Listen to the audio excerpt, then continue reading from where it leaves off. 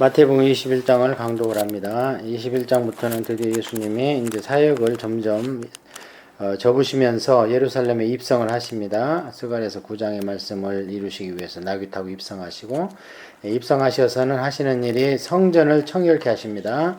성전 정화 사건은 사역 처음에 성전 정화로 시작해서 사역 말을 성전 정화로 마감을 하십니다. 이 성전은 오늘날 우리의 마음을 이야기하는 거지요. 그 다음에는 이제 포도원 그 농부의 비유를 통해서 예수님께서 재림과 초림 사이에 내가 잠시 떠나는데 그 사이에 어떤 일이 있겠는가, 이런 내용 같이 이렇게 전개가 되는 것을 볼 수 있습니다. 그들이 예루살렘에 가까이 가서 감람산 벳박에 이르렀을 때에 예수님께서 두 제자를 보내시며, 이제 이게 마지막 주간에, 고난 주간의 일요일입니다. 자, 벳박에 갔다. 벳박에라는 것은 여기밖에 나오지 않습니다. 그래서 이 벳박에는 뜻은 이제 무화과 나무의 집이다. 그러는데 예루살렘에 가보면은 예루살렘 그 맞은편이 감람산입니다. 감람산에 무화과 나무가 많이 있습니다. 그래서 거기 벳박에와 조금만 더 가면은 베다니입니다. 그래서 베다니는 이제 나사로와 마리아 마르다 그 형제 자매가 살던 곳이고, 예수님이 예루살렘 가시면 꼭 그 집에서 머무시고 하던. 그러니까 이 벳박에도 굉장히 가깝습니다. 그러니까 제자들을 보내서 그 맞은편에 있는 데 가서 이제 나귀를 가져오라 이렇게 분부를 하시는데요. 이르시되 너희는 맞은편 마을로 가라. 그러니까 예루살렘에서 그 벳박에는 조그마한 이제 그 뭡니까, 그 계곡이 있습니다. 그 계곡을 지나니까 표현할 때 맞은편 이렇게 말씀할 수 있습니다. 맞은편 마을로 가라. 그리하면 곧 매인 나귀와 나귀 새끼가 함께 있는 것을 보리니 풀어 내게로 끌고 오라. 만일 누가 무슨 말을 하거든 주가 쓰시겠다 하라. 그리하면 즉시 보내리라 하시니, 여기에서 나귀와 나귀 새끼가 함께 있는 것을 보니 풀어 내게로 오라. 그래서 이게 지금 untie them and bring them to me거든요. bring them to me는 무슨 얘기냐면 애미와 새끼를 같이 갖고 오라는 거예요. 끌고 오라는. 우리는 보통 이제 예수님께서 나귀 새끼만 타셨기 때문에 그 어미에 대해서는 언급을 안 하는데, 이제 마가복음과 누가복음에는 이제 어미 얘기는 없습니다. 나귀 새끼를 끌어오도록 하라 이렇게만 말씀이 되어 있는데요. 이 마태복음에 보면은 이게 추가된 걸 봤을 때는 이제 추가된 걸 봐야 됩니다. 그래서 어미와 이제 새끼 나귀가 함께 옵니다. 그럼에도 불구하고 보통 때는 어미를 타는 것이 옳지요. 왜냐하면 어미가 튼튼하고 그리고 사람을 태워본 경험도 있기 때문에. 그러나 예수님께서는요 새끼를 타십니다. 이게 두 가지 의미가 있습니다. 첫째는 스가랴 말씀처럼 겸손하여 나귀 곧 어린 나귀 새끼를 탄다. 그러니까 이제 보통 이 당시에는 왕 같으면요 100마를 탑니다. 그런데 그냥 일반 말도 아니고 나귀인데, 나귀는 평민도 잘 안 타는 거고, 그런데도 이제 어미도 있지만 새끼를 타신다. 그래서 아주 겸손한 것을 말씀을 하시는 것이고, 이게 이제 초림 예수님의 표상이죠. 나중에 재림 예수님은 어떻게 오십니까? 구름 타고 오십니다. 그래서 구름을 타고 오지 않으면 예수님이 아닙니다. 그런데 구름을 타고 오는데 100마를 타고 옵니다. 요한계시록 19장에 보면 엄청난 어미하게 오시는 거예요. 그러니까 이 당시에도 왕들은 100마를 타고 다녔던 거죠. 자, 또 다른 의미는 뭐냐면요, 예수님께서는 다른 사람이 탄 것을 타시면 안 되죠. 하나님이기 때문에 그렇습니다. 그래서 보통 우리가 보면 제물을 드릴 때도 보면은 그 1년 된 거, 그 다음에 길내지 아니한 거, 이런 구절이 가끔 나오는데, 이제 사람으로 얘기하면 이제 처녀, 그런 뜻이죠. 아직 아무것도 길들여지지 않은 거, 그런 것을 하나님께서 아주 순수하고 순결하고 물들지 않고 그런 것을 하나님께서는 취하십니다. 그래서 이 나귀 새끼에는 그런 두 가지 의미가 있다 볼 수 있어요. 예수님의 아주 낮아지심, 그 다음에 하나님의 취하시는 순수한 것, 순결한 신부의 교회를 취하시는 그런 하나님을 볼 수 있어요. 만일 누가 무슨 말을 하거든 주가 쓰시겠다 하라. 그리하면 즉시 보내리라 하시니 이는 선지자를 통하여 하신 말씀을 이루려 하심이라. 일러스되 시온 딸에게 이르기를 네 왕이 네게 임하나니 그는 겸손하여 낙이 곧 멍에 매는 짐승의 새끼를 다투다 하라 하였네. 그게 이제 스가랴서 9장에 나오는 얘기죠.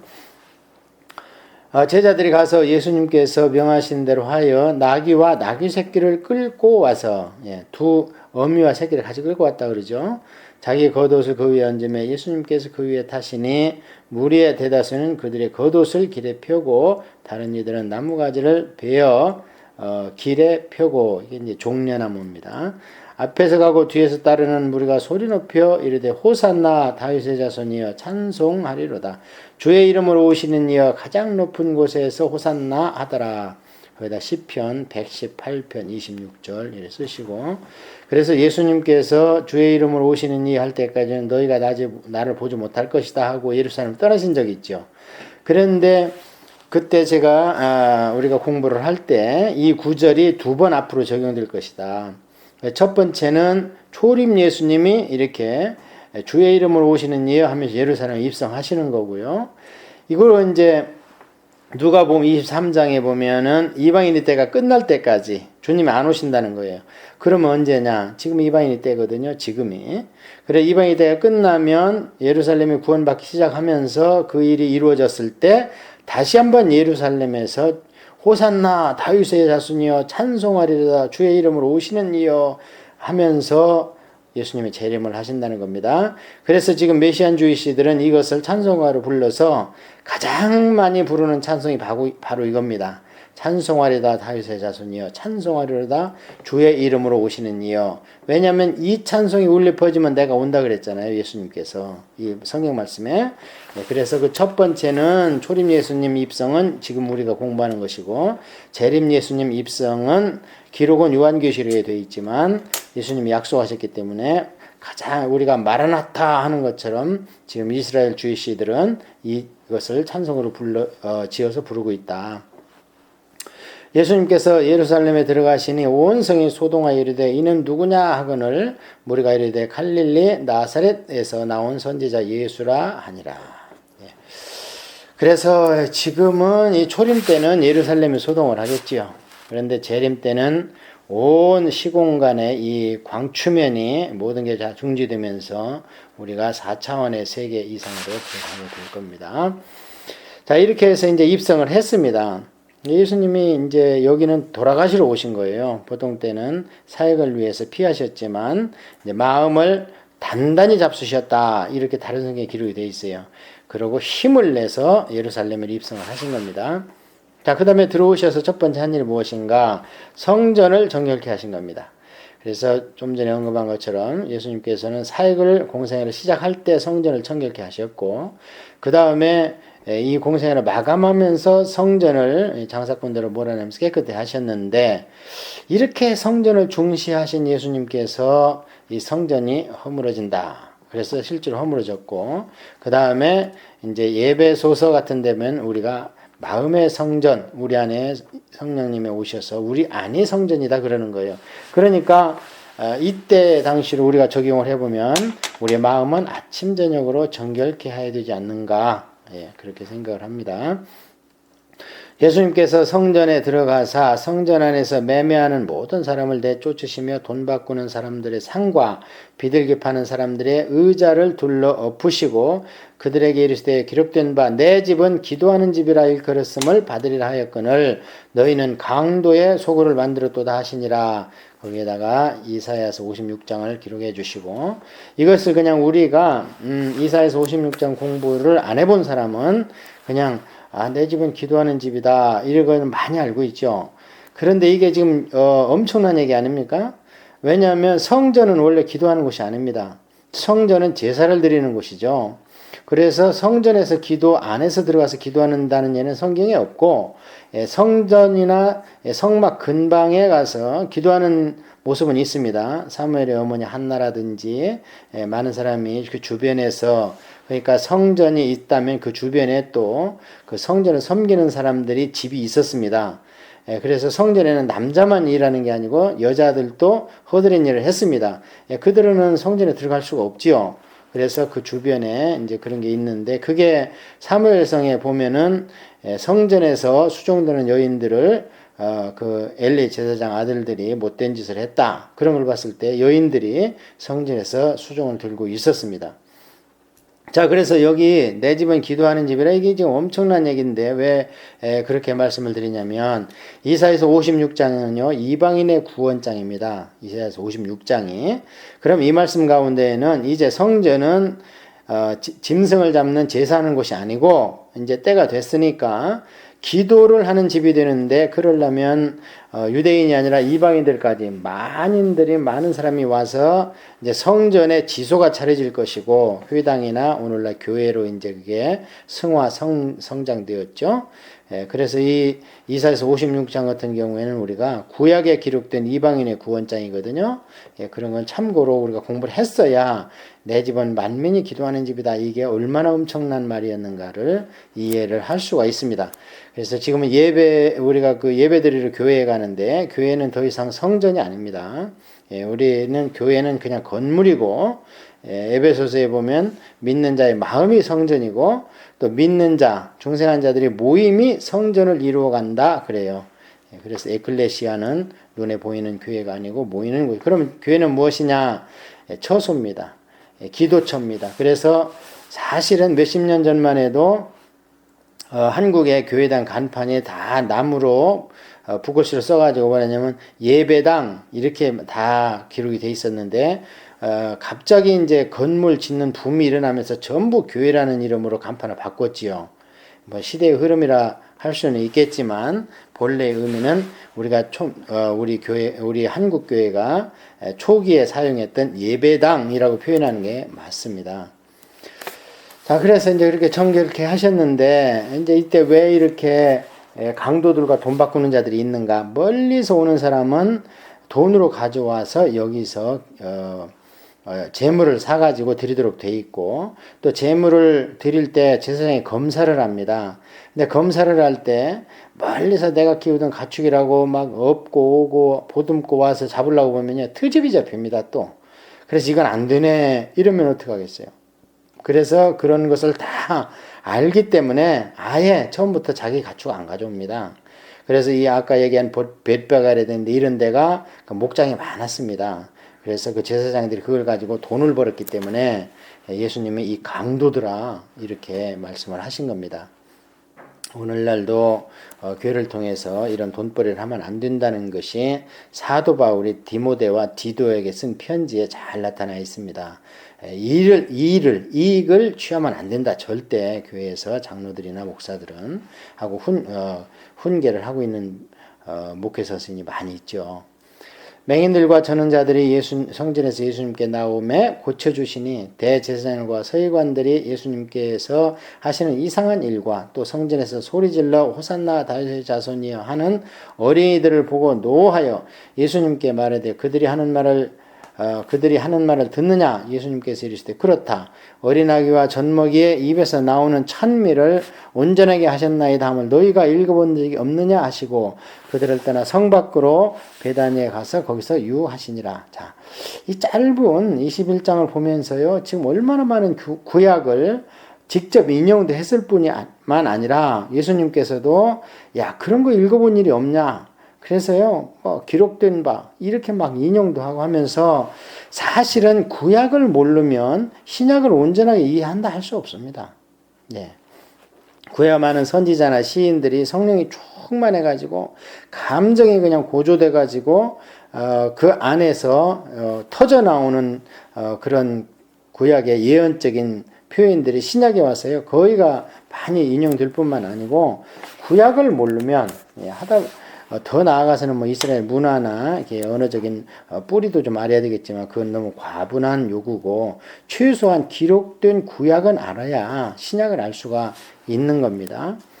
예수님이 나중에는 막 책망하시잖아요. 도대체 너희가 성경을 어떻게 읽느냐 하면서. 자, 그래서 이렇게 이제 사역을 마치시고 어디로 갔냐면 베다니로 갔습니다. 자, 베다니 하면 우리가 딱 떠올려야 되는데 그게 나사로의 집이죠. 나사로는 누이 마리아와 마르다와 함께 살고 있는데요. 이 베다니라는 집이 번민하는 자의 집, 빈곤하다는 자의 집 이런 뜻이고, 나중에 이 베다니의 문둥병자에서 나음을 받은 시몬이라는 바리새인이 예수님을 초청해서 거기서 마리아가 향유를 붓는 사건이 나옵니다. 그런데 그때 시몬을 우리가 중심적으로 보면은 문둥병이 나왔다는 거예요. 그러니까 이 베다니는 사실 판자촌입니다.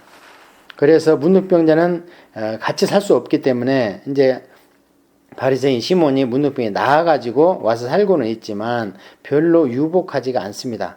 그래서 이 베다니라는 뜻을 제대로 알아야 그 다음에 무화과나무 저주 사건을 우리가 바로 이해할 수가 있습니다. 자, 그래서 여기까지 성전 정결하고 예수님께서 이제 하루쯤 주무시러 가셨습니다. 자, 18절에 이른 아침에 성으로 들어오실 때 시장하신지라 줄치셔야 됩니다. 자, 지금 어디서 주무셨습니까? 베다니 나사로 집에서 주무셨는데 이른 아침에 새벽에 예루살렘 성으로 돌아오는데 너무 배가 고픈 거예요. 그 얘기는 뭡니까? 지금 나사로의 집이 넉넉지가 않습니다. 지금 예수님만 있는 게 아니고 최소한 12제자가 줄줄이 따라 붙었습니다. 또 혹간에는 예루살렘에서 온 사람들도 있습니다. 또 그 중에는 예수님을 물질로 끝까지 섬기는 막달라 마리아나 또는 살로메와 같은 그런 분도 물론 있습니다. 그런데 여기에 보면은 일찍 올 때 너무 시장하신 거예요. 자, 그러면은 지금 아침에 새면은 마리아와 마르다가 또 나사로가 예수님 뭘 챙겨드려야 되는데 그게 넉넉지가 않은 겁니다. 그래서 눈치채고 예수님이 12명을 데리고 오십니다. 근데 너무 배가 고프니까 길가에서 한 무화과나무를 보시고 그리로 가서 잎사귀밖에 아무것도 찾지 못하고 나무에게 이르시되 이제부터 영원토록 네가 열매를 맺지 못하리라 하시니 무화과나무가 곧 마른지라. 이제 다른 성경에는 이튿날 마른 것을 발견하게 됐죠. 그 시기는 중요하지 않습니다. 성경을 통해서 우리한테 하나님이 말씀하시고 싶은 것은요. 오늘 이제 좀 이따 설명하실 이 예수님의 이 무화과나무 저주 사건의 영적 의미도 있지만 지금 성경을 통해서 우리한테 말씀하고 싶은 것은 다른 의미가 있는 거죠. 참고로 거기에다가 파괴 이렇게 파김 이렇게 한번 써보세요. 파괴나 파김. 그게 뭐냐면 지금 예수님이 찾는 무화과의 첫 열매입니다. 이 첫 열매라는 것은 뭐냐면 겨울 동안에 이파리 사이에서 나는 열매가 있습니다. 그것은 아직은 많은 수확하는 철이 아닙니다. 이때는 지금 6월절 때는. 그래서 잎이 무성한 가운데에서 지난 겨울을 지내온 몇 개의 열매가 있습니다. 그걸 따먹어야 됩니다. 그래야지 많은 열매가 맺어가지고 이제 오순절이나 이 장막절 이때쯤 하면은요, 그때까지 많은 수확을 할 때가 있습니다. 그것을 테에나 이렇게 합니다. 테에나. 그러니까 파김 또는 많은 열매를 딸 때는 테에나 많은 수확을 할 때는. 그래서 예수님이 찾으신 것은 지금 파김, 파괴, 이 첫 열매를 찾으신 거예요. 겨울 내내 견디면서 맺혀 있는 한두 개 정도. 그런데 이제 그게 없는 거예요. 그러니까 이런 거를 설명하려면 이스라엘의 그런 식물도 잘 알아야 되겠죠? 그렇지 않고 이것은 그런 좀 모른다면 이것은 억지로 해석하게 됩니다. 아예 때가 아닌데 가서 예수님이 무화과나무를 찾고 없으니까 저주해서 말라비트 그건 예수님 불공평하죠. 그건 아니고요. 무화과 때가 아니다는 것은 추수 때가 아니다는 거고 그 봄에 익는 몇 개의 그 첫 열매를 따는데 없습니다. 자, 제자들이 보고 이상히 여기 이르되 무화과나무가 어찌하여 곧 말랐나이까? 예수님께서 대답하여 이르시되 내가 진실로 너에게 이르노니 만일 너희가 믿음이 있고 의심하지 아니하면 이 무화과나무에 된 이런 일만 할 뿐 아니라 이 산들어 들려 바다에 던져지라 하여도 될 것이요 너희가 기도할 때 무엇이든지 믿고 구하는 것은 다 받으리라 하시니라. 자, 두 가지의 우리의 영적 교훈이 있는데요. 첫째, 행간에 숨겨진 교훈은 이스라엘에 대한 책망입니다. 자, 많은 이방인들이 엄청나게 돌아올 때가 추수 때입니다. 그런데 그러기 위해서는 첫 열매가 무럭무럭 익어가지고 그것이 수확이 돼야 되고 그걸로 인해서 많은 열매가 맺을 수 있는 티눈이나 이런 게 생기게 되는데 이스라엘이 지금 첫 열매가 없는 겁니다. 입만 무성하지요. 그래가지고 모세오경을 갖다가 그냥 막 거의 반추록 정도의 탈무드 미슈라식 뭐 게메라 토셉다 이런 거 막 기록해가지고 막 외우고 장로의 전통을 만들고 이러지만 열매가 없는 겁니다. 자, 그래서 제자들한테는 이제 그런 영적 행간의 교훈보다는 또 뭐라고 말씀하시냐면, 제자들이 지금 관심이 뭐냐면 어떻게 나무가 말랐나는 데 대해서 질문을 하니까, 그거야 믿음으로 하니까 믿음으로 한 말은 다 이 땅에 구체적으로 나타난다. 실제로 그렇게 답변을 했을 뿐이지, 사실은 이 tellerm에 따지 못한 것은 이스라엘에 대한 책망의 교훈이 있고요. 지금 제자들도 이스라엘 사람들입니다. 유대인들이에요. 그래서 그들도 잘 깨달을 수 있도록 예수님 그렇게 말씀을 하셨습니다. 그래서 이스라엘 사람들이 지금 믿음이 없는 것은 지금 사역을 못하는 거, 열매를 못 맺는 것은 믿음이 없기 때문이다. 이렇게 연결해서 이 사건을 우리가 볼 수 있습니다. 자, 그렇게 해서 한 사건이 또 끝나고, 그 다음에 이제 예수님께서 성전에 들어가 가르치실새 대제사장과 백성들의 장로들에 나와 이르되, 네가 무슨 권위로 이런 일을 하느냐? 또 누가 이 권위를 주었느냐? 예수님께서 대답하시되, 나도 한 말을 너희에게 물으리니 너희가 대답하면 나도 무슨 권위로 이런 일을 하는지 이르리라. 요한의 세례가 어디서부터 왔느냐? 하늘로부터냐? 사람으로부터냐? 그들이 서로 의논하여 이르되, 만일 하늘로부터라 하면 어찌하여 그를 믿지 아니하였다 할 것이요, 만일 사람으로부터라 하면 모든 사람이 요한을 선지자로 여기니 백성이 무섭다 하여 예수님께 대답하여 이르되, 우리가 알지 못하노라 하니, 예수님께서 이르시되, 나도 무슨 권위로 이런 일을 하는지 너희에게 이르지 아니하리라. 자, 여기까지 읽고 설명을 또 합니다. 자, 여기에서 우리가 눈여겨볼 것은 뭐냐면요, 예수님께서 이제 얼마 안 남았을 때 성전에 들어가서 많이 가르쳤다지요. 이게 요한복음입니다. 거의 요한복음은요, 이 마지막 일주일에 있었던 설교가 거의 한 3분의 2 이상을 차지합니다. 요한복음은. 여기는 이제 간단하게 성전에서 많은 사람을 가르쳤다, 이렇게 이야기를 했고요.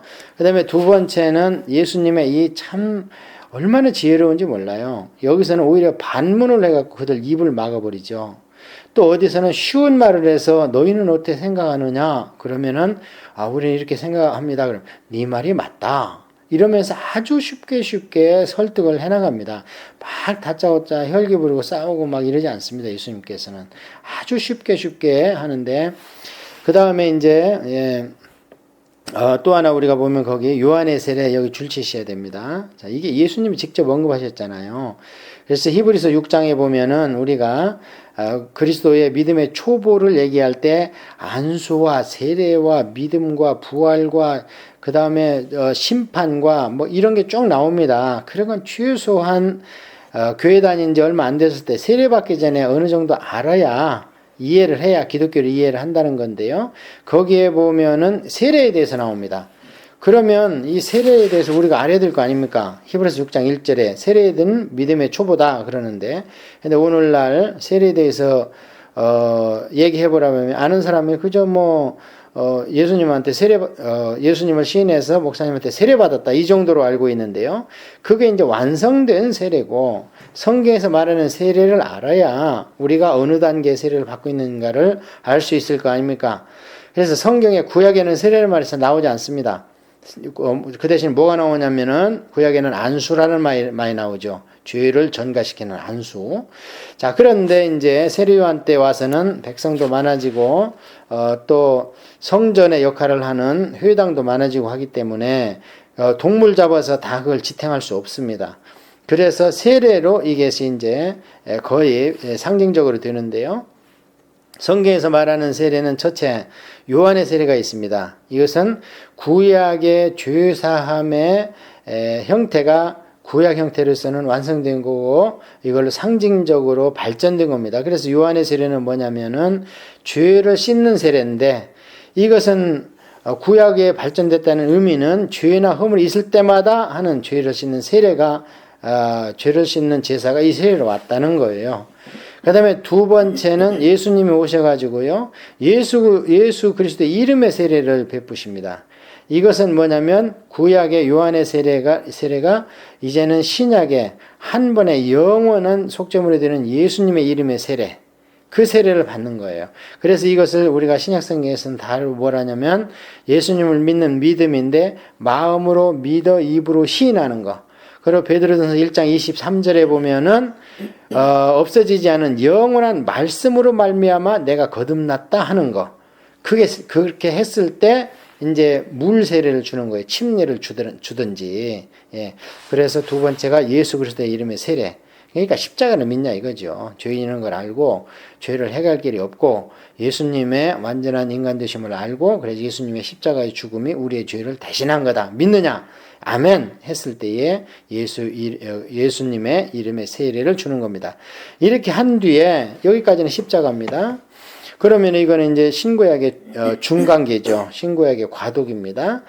완전한 신약은 성령 세례입니다. 그렇게 한 뒤에 성령 세례를 받아야 되는 거죠.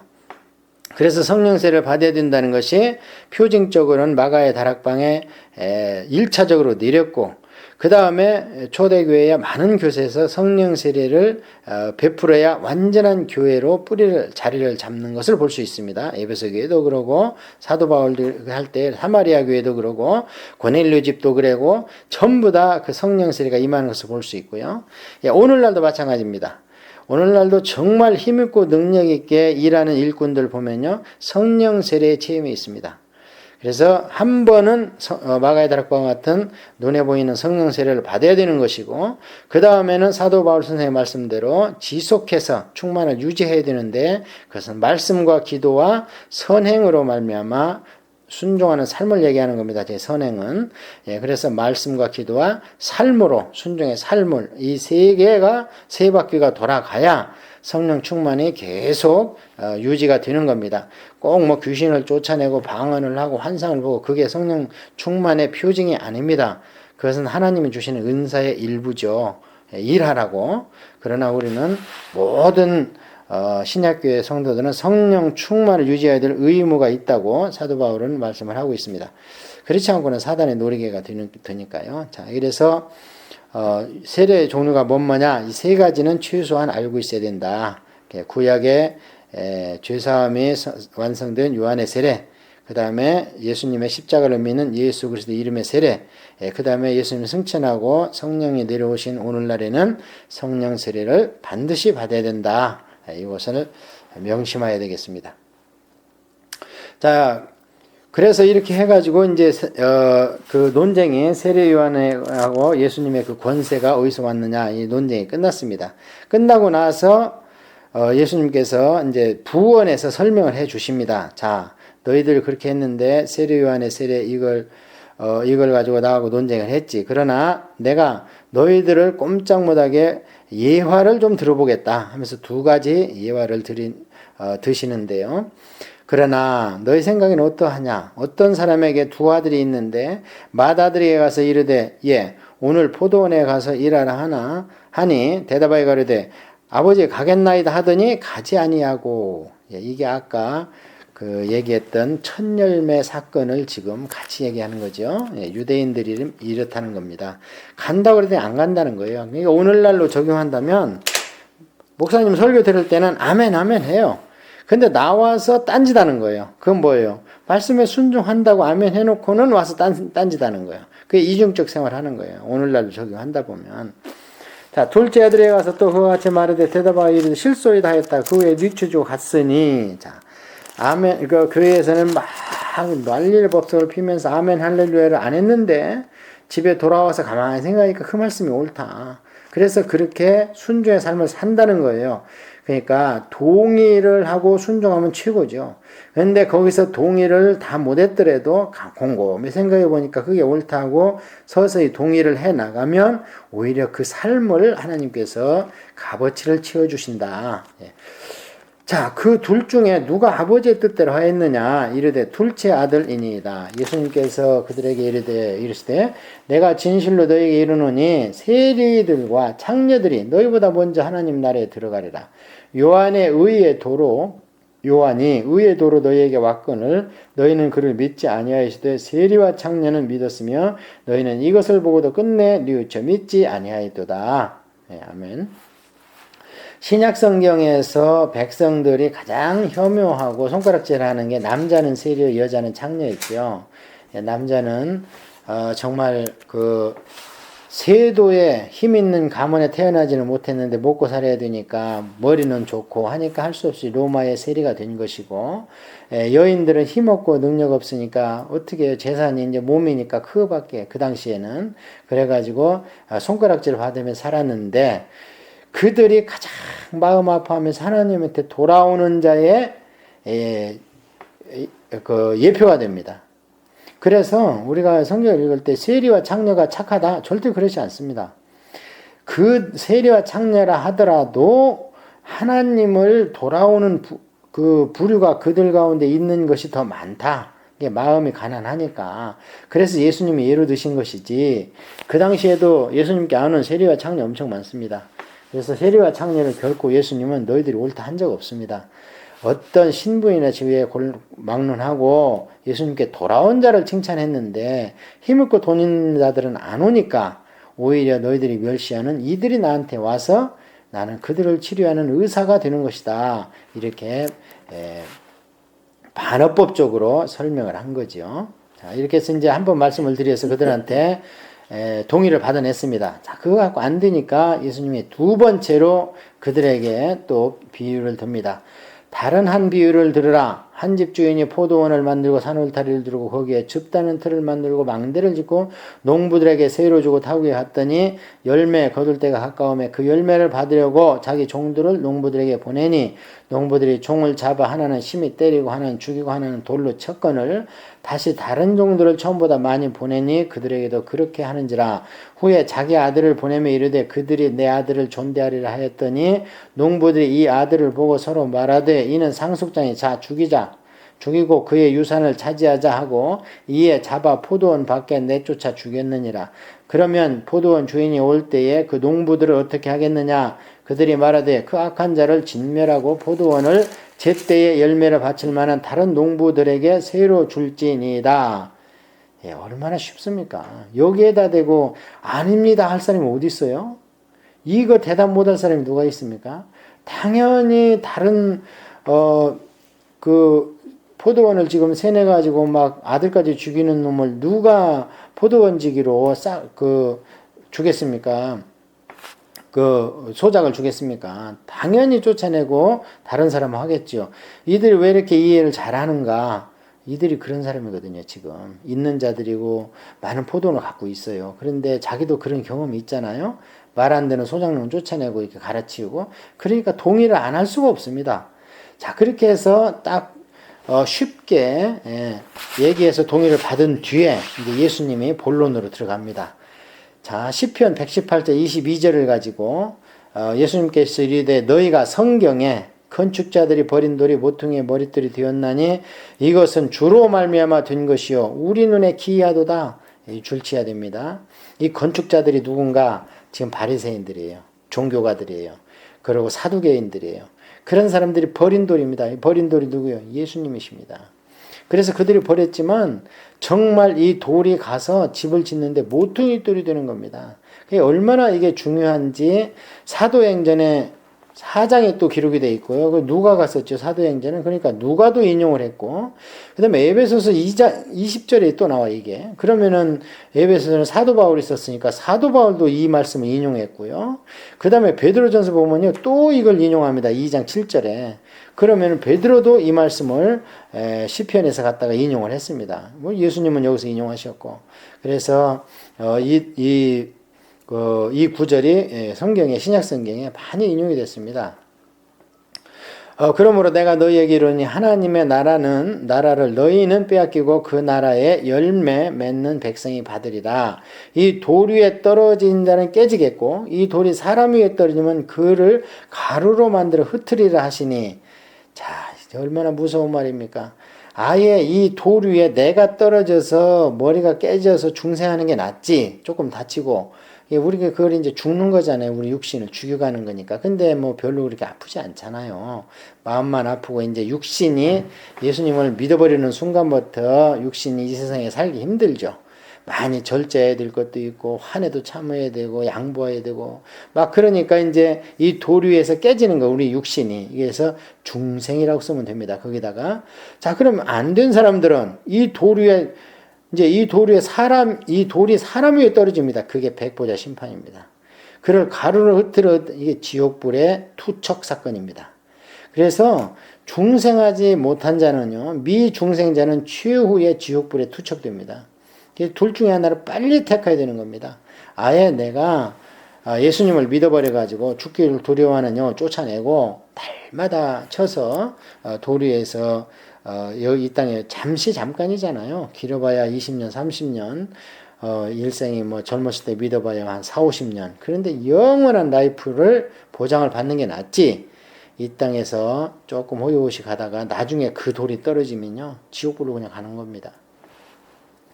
대제사장과 바리새인들이 예수님의 비유를 듣고 자기들을 가리켜 말씀하신 인 줄 알고 잡고자 하나 무리를 무서워하는 이는 그들이 예수님을 선지자로 알미더라. 예, 그래서 이들은 깨닫습니다. 왜냐하면 바리새인들, 대제사장들 사실 오늘날 얘기하면 굉장히 똑똑한 사람들이잖아요. 그리고 우리가 이 복음서를 보면 그들이 빈정거리면서 하는 말이 다 진리입니다. 그들이 예수님을 흉보려고 했던 말이 다 진리입니다. 이게 아는 거예요. 예, 나중에 뭐 세금 바치는 문제도 보면 그들이 그러잖아요. 당신은 뭐래요. 아무도 외모를 취하지 않고 꺼리낌이 없습니다. 한번 대답해 보시오. 하고 빈정거리는데 그게 진리입니다. 진짜 예수님 꺼리낌이 없고 모르시는 게 없잖아요. 예, 그래서 또 뭐 죄패에다가 유대인의 왕이다. 진짜 유대인의 왕이죠. 우리가 이제 영적 유대이니까 저 신약 시대에는. 그래서 그들이 알면서도 그 기득권 때문에 그 때문에 예수님을 죽이고 마는 겁니다. 그래서 이들이 지금 46절에 보면 뭐래요? 예수님을 선지자로 안대요. 예, 아는 데까지는 간 겁니다. 예수님의 최대 사역은 육신으로 계실 때는 선지자였거든요. 지금은 대제사장을 하나님 보좌 우편에서 우리를 중보하시고 이제 나중에 최후에는 왕권을 가지고 왕으로서 재림하셔서 우리와 함께 통치하시고 그렇게 되는 것입니다. 그래서 21장부터는 이제 예수님의 최후의 일주일이 기록되어 있기 때문에 우리가 이 메시지가 보면은요 굉장히 이제 거의 종말론적 사고가 들어가 있죠. 그래서 포도원 농부 비유는 뭐 타국에 갔다 이런 거는 신구약의 중간기고 지금으로 적용을 한다면 이제 예수님이 잠시 비었잖아요. 그리고 모든 것을 포도원이 교회고 이 교회를 사람들한테 이제 맡겨놨잖아요. 종들한테 맡겨놨잖아요. 종들이 우리 아닙니까? 그래서 교회를 제대로 못 섬기면 이제 우리는 바깥 어두운 데서 쫓겨나서 우는 일이 벌어질 것이고 또 다른 사람으로 거기에 대체를 하는 일이 벌어질 것이고 이런 종말론적 또는 말세론적 교훈이 지금부터 시작됩니다.